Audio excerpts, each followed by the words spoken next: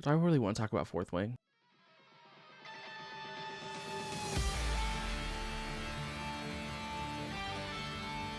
What is up, BookTube? It is Monty, and today I am back again once again with another video. I am finally here to do the mid-year freakout tag. Now, I have a collection of questions from like the tag itself, and then Stephanie from Stephanie Bookish, her patrons asked her some additional questions, and so I stole them.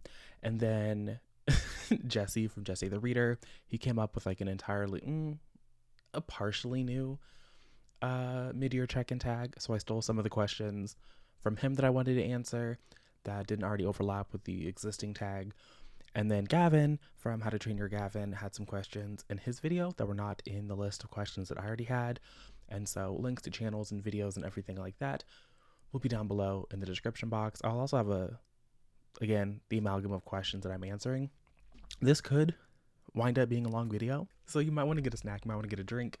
We might be here for a hot second. So these things always start off really hot off the gate. So I think what I'm going to do is actually answer Gavin's questions first, because there's only 3 of them and they're more like creator focused, and then everything else is more bookish focused. And so I feel like that just makes sense. So the first thing that I have from Gavin's questions are, how was your 2023 reading gone so far? I think that my reading year has been really strong, actually. I have not had as many complaints as I would have thought that I would have. Every time I log into Goodreads and I look at, my reading stats for the year, where like it breaks it down by like your 5 to 1 star or whatever, the 5 stars they're leading. I think that there is, it's a little top heavy, and the further we've gotten into the year, it's balanced out a little bit, so it's not like running away 5 stars, but I'm having a really solid reading year. At this point in the month, what is it? Today's the 9th. So by July 9th, I've read 91 books, I think, 91 books. So at the actual midpoint of the year, July 2nd, I had read like 88 books, which is a marked improvement from, I think, one of the first years when I was back on BookTube, I made this tag. It was like 46 books and counting or something. And so we're like doubling that essentially in like the first half of the year. So that's going really well. I haven't been as active like making content around books, and I do think that that has helped. Let me not say that, because I have in February and April and June, I've been daily vlogging on my Patreon. And so like I've been making content around books, but I think that like stepping back and not making every reading decision that I make surrounding what book I'm reading has definitely helped, and it makes me feel like I'm enjoying things more. And so I do think that my initial statements when I was saying that reading vlogs have like fucked over BookTube and it's like ruining people's lives, I mean, is it a little hyperbolic? Maybe, but I do think that taking a step back from that and just reading to be reading and then making content around that has just been a far better experience for me personally.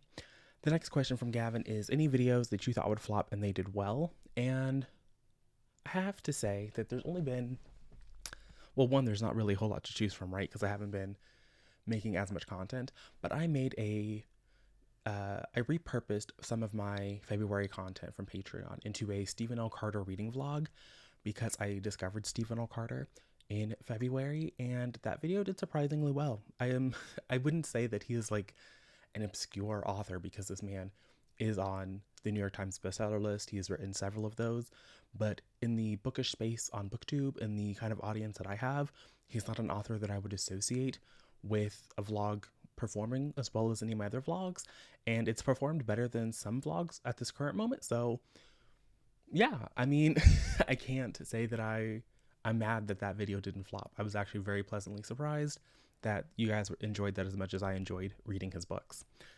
And then the last question from him is, any upcoming videos that you're excited to make?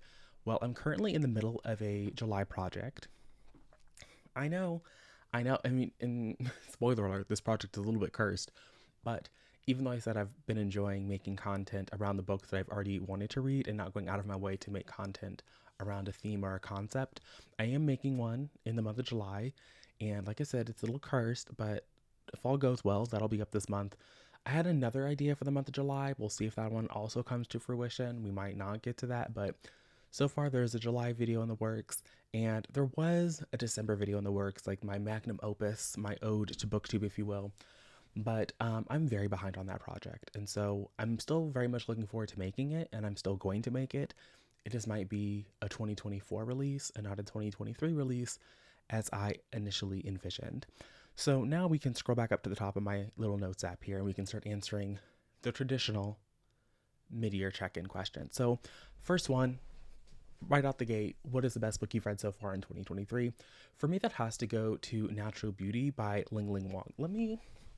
Now that we're getting into bookish questions, let me make it easier on editing Monty and like give some space for a book cover. So Natural Beauty by Ling Ling Wang is a story of a woman who used to be a concert pianist. She was like a piano prodigy. She went to special school. And so part of this story is her relationship with her parents, but it's also her relationship as she gets deeply involved in this nutraceutical beauty company that offers very experimental beauty procedures. I don't think that anybody alive is going to predict the twists and turns this book takes you on. I became aware of this last year when I was reading Constance Wu's memoir, because they came up in conjunction because she has optioned the rights. Although, the writers are still striking, so we might never see this come to TV, but this is just a wondrous, wondrous little book. I haven't seen too many people read. I know that Jesse from Bowties and Books, I know they read it, but no, it's Jesse, is it YouTube? Jesse on YouTube? They changed their channel name. It used to be Bowties and Books. Y'all know who I'm talking about. Either way, they read it. They also, I think, rather enjoyed it. And for both of us, it was a wild ride. Like, again, you are not going to predict the twists and turns this book takes you on. It's just, go read it, please. Go read it. It needs to happen. I've seen a lot of y'all are in your flop era. Natural Beauty is going to pull you out of it. Next is the best sequel that I've read. Now, I feel like this is a cursed question, partially because I don't read too many series, so I did have to, take a scroll through, and I had a couple of options to choose from, but I have to go with Rain by Catherine Minky. Now, Rain is quite possibly the weakest entry in this quartet, but honestly, the fact that this series became a quartet is all I needed. I don't go to the series particularly for inventive writing, and this really does just feel like a montage of just like fan service moments. But if you're wrapping up a quartet, that's really all I want you to do. I don't really want you to start introducing a bunch of new conflicts and things. And so I felt like we were getting to say goodbye to some characters and everybody was getting their resolution. And so while it might be technically the weakest entry, I enjoyed it a lot and I'm happy to have read it. I think this is out in a couple of months. It's going to be a fall release, so you also have time to get caught up and read them. The books are like popcorn. It's summertime. It's like the perfect time to, hang out by the pool, sit in your backyard, roast some marshmallows, and get into the lives of some American royals and their messiness. Next is a new release you haven't read yet, but you want to. I have this checked out. I've heard good things, which you would think would put me at ease, but it really doesn't. It really doesn't set me at ease at all. And so my answer to this question is The Will of the Many by James Islington. I don't think it's Islington. Islington sounds incorrect to me. But this, all I know is I think it is also it's a war book. I think it's another war college book. It's a fantasy. So y'all know me and fantasy are hit and miss, but I always am curious. I like to keep my ear to the ground. And I've heard really good things about his other trilogy. I've heard that he was at least a strong writer, even though they felt that it was a really epic series crammed into a trilogy. So we'll see there. But everyone I've seen that has, picked up The Will of the Many has enjoyed The Will of the Many. And so I'm curious. I want to experiment. Like I said, I have it out from the library, so we'll see how it goes for me. But I have some high hopes personally. Next question. Most anticipated release for the second half of the year. Only on Goodreads, there's a couple of them, but I think that the answer that feels most appropriate here is Do Your Worst by Rosie Danan. I know this, I believe, is some kind of paranormal moment, or there might be paranormal elements. I don't know. I'm choosing to trust Rosie Danan because I enjoyed The Intimacy Experiment. I think that's the one I read, with the sex educator and the rabbi. That's not a setup that I thought I was going to enjoy. I've heard people talk about that book. I knew what the premise was going in. I read that for last year's My Kenya Experiment video, where I was trying to find, how much our tastes really were alike. And again, that was a 5-star read. So I trust Rosie Danan, even though it was only 1 5-star. Like, it was just so good. Like, I just had literally no notes in terms of how they wrote the relationship, the way that the dynamic between the characters individually. It was just a really well-rounded story. And so I'm choosing to hope that Do Your Worst is also going to be that good. I was approved for an ARC. I have it on my Kindle. I'm just very nervous to I don't want to pick it up too soon. I want to pick it up a little bit closer to the release date. I might read it in like September, because I think it's out in October. So if it's giving fall vibes, and so if there's going to be like an autumnal book to transition me into the end of the year, it's probably going to be Do Your Worst. Next is The Biggest Disappointment. And in my notes app, I have The Neighbor Favor by Christina Forrest. And I say it's a disappointment because I know that Christina Forrest can write a book that I really enjoy. Again, last year in that Kenya video, I read I Want to Be Where You Are, and I just thought that was really fun. And I know that Christina has it in her to write a relationship that is just a joy to read about. She also did write Zyla and Kai, which was highly questionable for sure. But again, I was choosing to give the benefit of the doubt. And for me, The Neighbor Favor really just peaked in the email correspondence. And this is another book I read for my Patreon, so I do have I have a couple of videos talking about it up over there. But it didn't work for me in the way that I thought it was going to. I thought it was a little bit foolish. I like the way that this man was supposed to help a friend to date, but they only went on 2 dates in public locations, and one of them was to a party where everyone was already dating somebody, and the other date was to a family barbecue where of course she's not going to date anybody. And so it just felt a little silly to me. The conflict at the end of the book felt a little bit silly to me. It just didn't, it was very mediocre. The best thing about it was kind of her sisters, even though her sisters were also a little bit raggedy, but each of them I felt like, I don't know, so much of this book just felt like it was doing too much, and I would have much preferred that this be a standalone. But there is going to be a follow-up. We are going to get one of the sisters' books, and we're getting the sister's book who doesn't actually make sense. I feel like the last third of the book really sets up one of the sisters to be next, and that's not the sister that the second book is about. It's about a different sister, and it's a little bit foolish to me. So Christina Forrest really let me down, and I'm kind of sad about it, not gonna lie. Next up is The Biggest Surprise. I think it would be a lie if I said that any book surprised me more than Check and Mate by Ali Hazelwood. I think that there has been not recently at this point, like a couple months ago, there was some kerfuffling about her continuing to write like fan fiction. And I guess like maybe this is also fan fiction of like some chess people. I don't know. I'm not going to research it. I'm not going to take my ideas of this book, because to me, this is her best written romance. Like, it was just that good. I have a whole vlog where I read it. I was just as gagged then as I am now thinking back on it, but it just, I don't know. Like, I don't think that Ali Hazelwood is necessarily getting better and better at each, with each installment. And again, I think this is definitely like a single perspective romance. So if I'm giving it 5 stars, that's a whole lot to me personally. But I just found that because she was writing for a younger audience, some of the things that make her books really annoying to read about were just absent. Like, there wasn't uncomfortable sex scenes. There is an intimate moment between these characters in the book because they are in their early, I think Mallory in that book is like 18 at the start of the book, and then Nolan, I want to say, is like 20-ish. So like they have like an intimate moment, and I felt that it was age appropriate for a younger audience. And the way that the arc played out, the reasons why they were around one another, the ways that they were communicating with one another, the way that the relationship built up, it was just so much better than I've seen her do in her adult work. And so I really appreciated this story.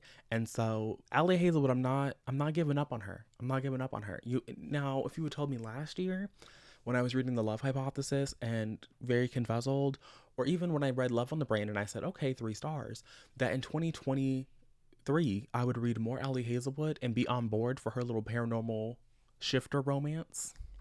And it was not a shifter romance. I think it's like a vampire werewolf romance coming out next year. I would be gagged. I would not believe you. But best believe I will be on NetGalley asking them to send it to me. I will. I will. I will definitely be asking for Bride. And, Berkeley, they've been good about giving me her arcs. So shout out to Berkeley as well. Next question, a book that made me cry. Now, I'm not much of a crier, but I do have two answers for this. I didn't like full on sob at these books, but they definitely got me. So the first one was Drowning by TJ Newman. This is the book about the plane at the bottom of the ocean. It takes off, and like not even 5 minutes into the flight, there are some engine failures. There's a bunch of successive failures, and so they're leaving from Hawaii to fly to California, and so the plane has to immediately do an emergency evacuation onto the ocean. So they're on the ocean, and so the first part of the book is them trying to do get people out of the thing safely, but not to put too fine a point on it, not everybody gets down those little inflatable rafts. Like when we're on the plane and they give you the safety demonstration. Some of the people, they're definitely on the plane, and the plane floats for a little bit because it's designed to float for a little bit, but eventually the plane sinks. It sinks, and so there's around like 10 people, maybe. I think it might be only 8, but we'll say 10. So there's like 10 people on board this plane as it sinks. And so we are following as some of the people on the plane are trying to communicate with the people not on the plane, because as the Navy, because it's Hawaii, so the Navy is there, and the Coast Guard, I guess, trying to do this little search and rescue on the water to get people back to safety. They're not going to know that there are people on the plane, so that's part of the problem. And then the people on the plane only have so much oxygen, so it's a race against time. It's a survival story. It's a story about family and connection. And let me just say that some of the things that happened on board that plane, it was just a little bit too much for me in the Target that I was in, and I was almost sobbing in a Target. The second one, I was almost sobbing for different reasons, and that is You Don't Have a Shot by Raquel Marie. I said this in my most recent video, my wrap up, that Raquel does not know how to write a bad book. Both of her books to me have been really great, and this was just a really fun romance, a fun story of overcoming, your preconceived notions about people, about teamwork, about building bonds, friendship, and romantic. It was just and rebuilding and repairing friendships that you have fucked up. Because we're following our main character, Valentina. I think Valentina's our main character. I don't think that's her love interest, but we're following our main character after her stunning defeat in her little high school, her junior year soccer championship. So her friends convince her to go back to this little soccer camp, but her friends, this little friend group, this little trio, there's some fractures there from their soccer season. And so as we're at this soccer camp, she's rebuilding that connection. She's finding a love interest. She's building new, bonds with her team at the soccer camp as they compete. And it was just all around outstanding. 10 out of 10, would recommend. Next question is a book that made me happy, and it has to go to Follow Giants. I've wanted to read Follow Giants by Ken Follett for an absurd amount of time. I first purchased a copy of that book in 2015 maybe. I've had that book for forever, and for whatever reason, mostly because of the size, at first I didn't read it because it got water damage, and so I had to throw it away. And so then I've gone on and repurchased the entire series. And since I've been in Kansas, I wanted to read this book, but it's 900 pages. And I was just it's so long. What if I don't like it? And then last year I tried to read Pillars of the Earth, his little medieval church book. And I was just so bored. So that didn't help me. But last month I really just said, you know what? I'm going to read it. I'm going to do it. Let's do it. And it was just so good. It was messier than I expected it to be. It wasn't as stuck in trench warfare as I anticipated, because it is that at the for the events of World War I, both the lead up and some of the aftermath. And it was so much better than I thought it could be, and I finally understood why people really be out here praising Ken Follett. Now, I don't think that it's a masterwork in fiction, and I don't think that his sentences are necessarily anything to write home about, but just the way that the characters interconnected and they were with one another, it really brought me back to when I was reading Anna Karenina by Tolstoy. And it was Tolstoy is definitely a better author than Follett, but either way, it just brought me back to that place. And so I was excited to be there, and I was happy to be there. And it really was a highlight of my month last month. And then the last question here, let's see, not my last question. favorite video that I've done so far this year has to go to my 4-star reads video. So we started off way back in January with me, like the first 5 days of the year, I uploaded a new like little video. So like best of the books, worst books, all that kind of a thing. But I think my favorite one has to be the 4-star books last year, because I read a lot of books that weren't quite 5 stars and weren't new favorites, but I definitely think other people would enjoy. And so far, of the limited number of like publicly available videos that I've made this year, my 4-star reads video has to be my favorite. Of the things that I've put on Patreon, I've been really proud of each time I've tried to do a month of daily vlogging. I've gotten better at it. We're missing less days. We're being more consistent. So I've appreciated that happening. But as far as publicly available videos, it has to go. I mean, maybe my To Paradise video, just because I finally got that Honey Yanagihara away from me. So like, I'm kind of proud of that video too, but it's behind a paywall. So publicly available 4-star video.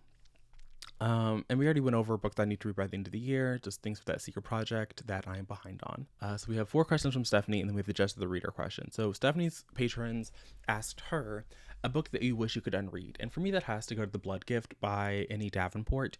This is another book that I read for my patrons. I voted on it and I read it. It won the poll.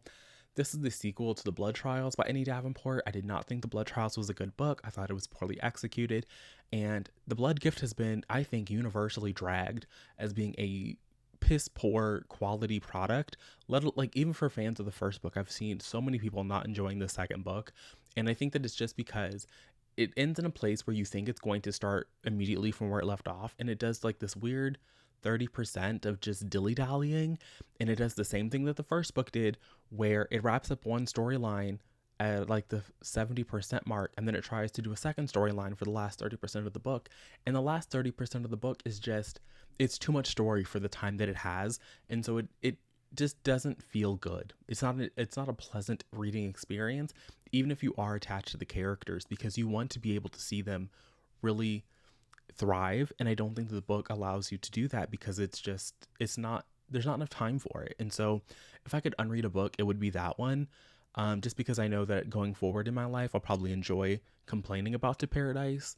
Like at the end of the year, I'm going to enjoy complaining about To Paradise, so like I don't want to unread it just yet, but I'm probably not even going to mention The Blood Gift, even though it was really bad.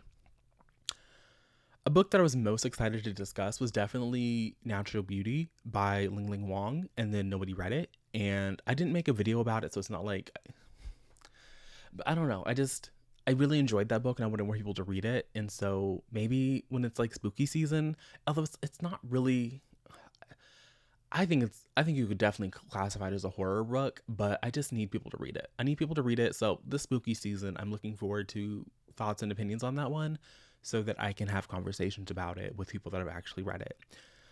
Next is a book that I would recommend the most of all the things that I've read this year, and I think I would probably go with The Only One Left by Riley Sager, partially because it is a thriller, or at least, you know, it has some kind of like mystery elements with like in the zeitgeist in that way.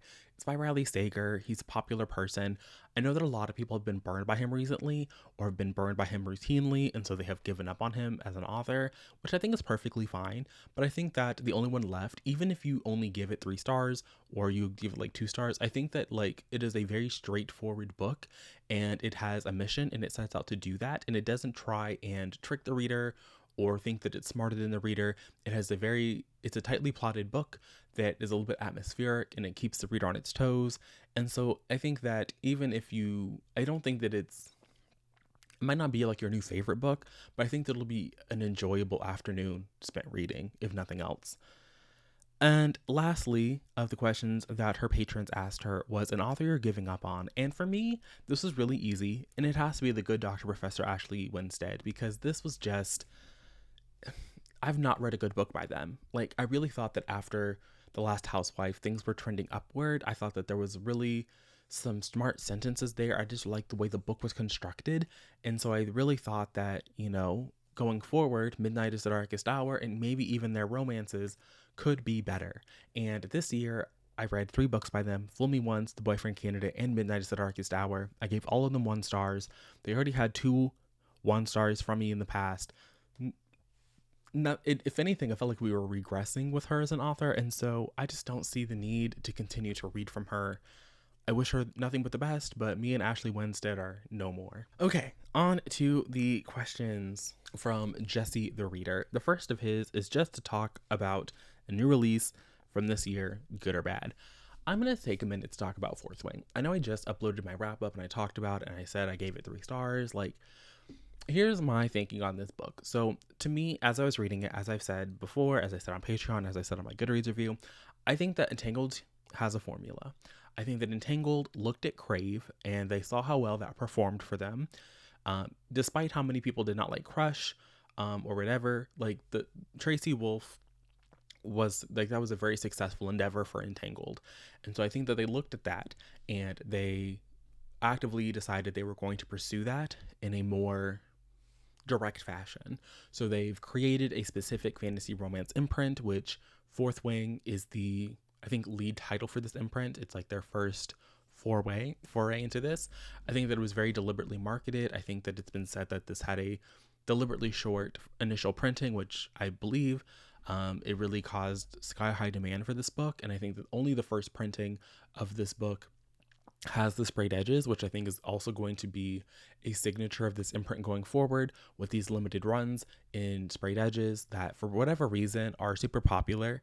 I used to really get into that, and I have videos on my channel where I talk about spraying the edges of my own books, and to me those are more personal to me than the books that I've purchased with sprayed edges, with maybe the exception of the Greenbone Saga, just because Jade Legacy is that girl, and so I just needed special editions of that book, so I'll take it. But I think that just in general, sprayed edges don't really add value to just a regular book sitting on the shelf at Target, because if you're just displaying your pages face out, that I think that's weird to me. Like, it just is.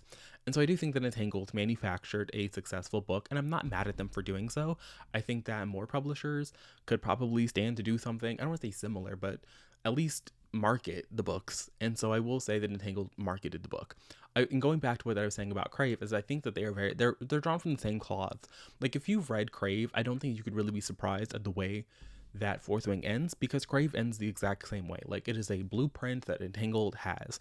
Now, in terms of like the actual quality things in this book, there's not a lot. I don't think that it's a good romance. I don't think it's necessarily a good fantasy, but so many of the criticisms that I've seen about this book, and I'm not going to touch on like the disability rep, because honestly, I'm not a person that has to deal with any kind of issues the way that this main character does. I'm not going to comment on the inclusion of disabled characters in fantasy, because honestly, I could not give you a list of disabled characters in fantasy that are like well done or like well represented, and so I don't even know if we need to have a conversation about like representation needing to be good at every time. That's not really a place for me to say, but more so on this idea that like the military school doesn't make sense because everyone's dying and they need soldiers. I don't care. At the end of the day, I really just don't care, because even if the characters weren't dying, then we still need a situation where there were enough dragons for them to have. So then we would just have a bunch of people who were really skilled at combat without a dragon. And I don't know. It just, do I really want to talk about Fourth Wing? Like, I just find that so much of the criticism of the book, I really just am not invested in. I think that it was very clearly marketed in a certain kind of way, and even without the marketing, you can not like the book, you can have complaints about the book, we can talk about things being perpetuated in the book that more people are going to read because of the marketing. I understand, like, because it has a wider audience, maybe it deserves maybe some more scrutiny, but at the end of the day, the book to me was just whatever. It wasn't the world's best book, it's not the world's worst book. Would I recommend anybody pick it up and go out of their way to purchase this book? No. But when I'm talking about a book from the time that I spent reading it and the experience that I had, like, it was very middling. And so I think that I just personally could not be invested in discussing it further. And I really won't be invested in running out to read Iron Flames when it comes out in November. I will let y'all do that. Let you guys fight over those copies. I'm happy with the time that I spend here, but again, I could just go read Tracy Wolf, and it's not even that Tracy Wolf is better or not.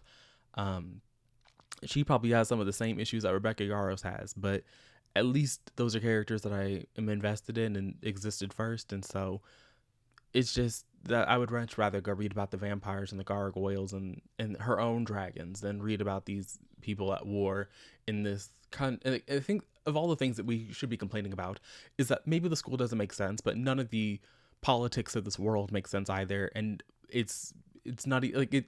I think that is the bigger problem here, is that it's trying to set up the situation where we are meant to be invested in this world and the politics in the way that those two interact and mingle with one another, and then does absolutely nothing to get the reader invested in anything related to either of those situations.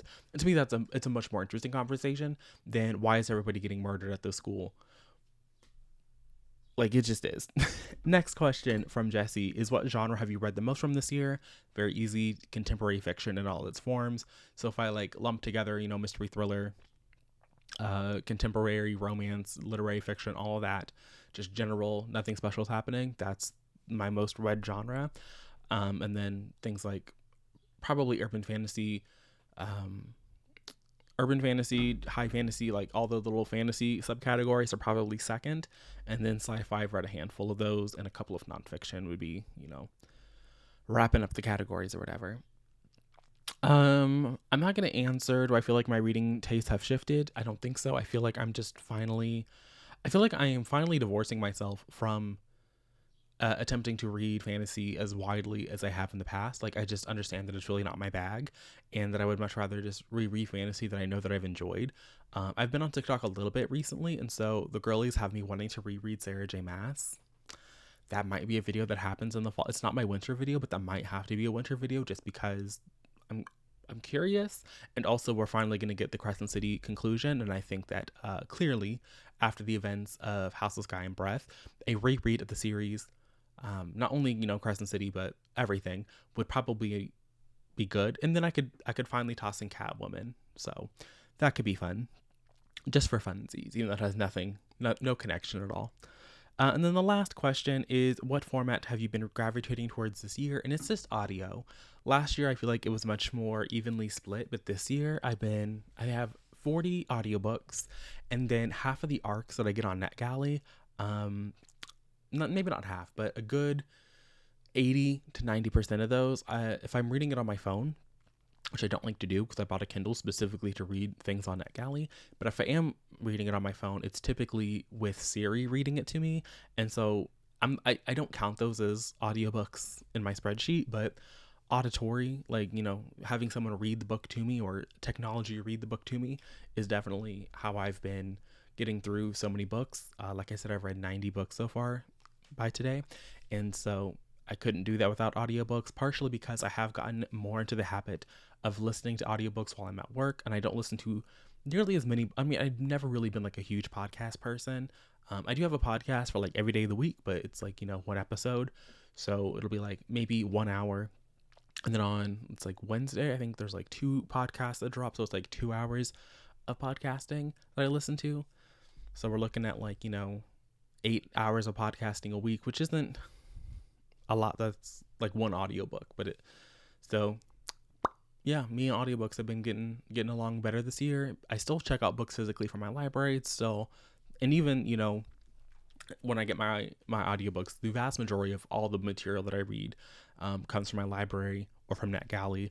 I've purchased, I think, like 5 books this year so far, so I'm sure I'll talk about that at the end of the year, and I'm doing like year-end stats or whatever. But so far, that's everything. That's my little mid-year check-in. Thank you for being here with me today. Thank you for waiting so patiently, as I am one of the last people to get this video up. But let me know your best book of the year down below, or maybe the book you're most excited to read. It doesn't have to be a book that, was coming out this year. It could be a book that came out in like 2005, but you're really excited to get to it. So let me know that down below, and I will check back in with you guys later on in the month with another video. But until then, and until next time, bye.